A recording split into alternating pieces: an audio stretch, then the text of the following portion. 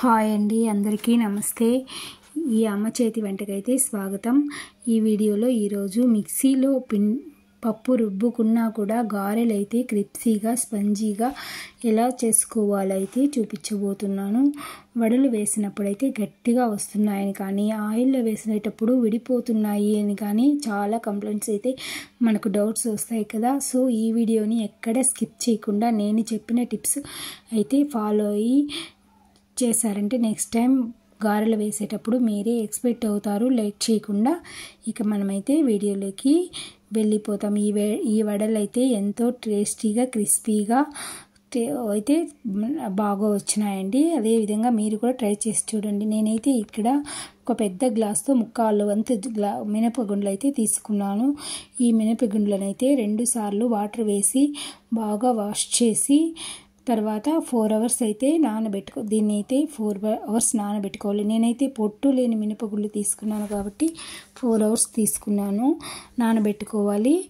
అదే పొట్టు ఉన్న మినపప్పు అయితే 8 అవర్స్ కనీసం అయితే నానబెట్టుకుంటే వడలు సాఫ్టీగా క్రంచీగా అయితే టేస్టీగా అయితే వస్తాయి. ఈ విధంగా నానబెట్టుకున్న తర్వాత 4 అవర్స్ తర్వాత బాగా 2 టైమ్స్ వాష్ చేసుకుని మిక్సీలో అయితే ఇప్పుడైతే నానిపిండి పప్పు దీన్ని మళ్ళీ బాగా 2 టైమ్స్ వాష్ చేసేసి మిక్సీకి అయితే వేసుకొని ఒక చిన్న మిక్సీలో అయితే పిండి సాఫ్ట్గా అయితే తయారవుతుంది.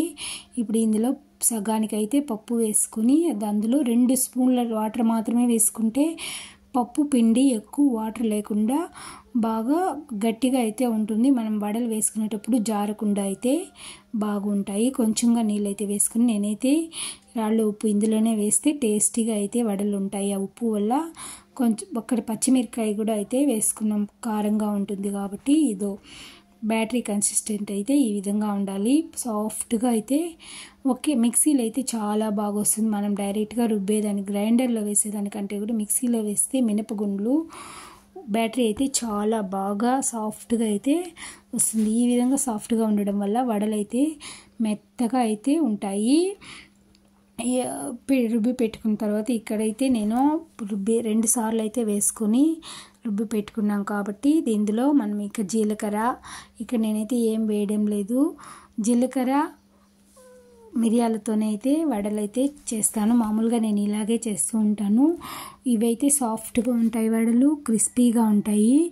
ఆనియన్ కూడా వేస్తాను, ఎప్పుడో ఒక టైంలో అయితే వేస్తూ ఉంటాను. అది ఈ కార్తీక మాసం కాబట్టి ఆనియన్ వేయకుండానే జీలకర్ర మిరియాలు వేసి అయితే వడలు అయితే చేసుకుంటాను.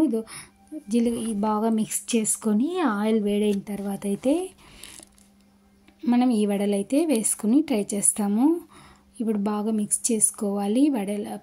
పిండిని బాగా మిక్స్ చేసుకున్న తర్వాత మనం ఇప్పుడు వడలు ట్రై చేసి ఇక్కడ ఆయిల్ అయితే పెట్టేసినాను. ఆయిల్ అయితే బాగా కాలిపింది. కొంతమంది ఎక్స్పర్ట్స్ అయితే చేతిలోనే అయితే వేసుకొని అయితే వేస్తూ ఉంటారు. కొంతమంది అయితే అట్లా కానప్పుడు మనం 3 విధాలుగా చేసుకుంటాం. పాల్ కవర్లు లేకపోతే ఆయిల్ కవర్స్ ఉంటాయి కదా, వాటిలో పెట్టుకొని హోల్స్ పెట్టుకొని కూడా వడలు అయితే వేసుకోవచ్చు.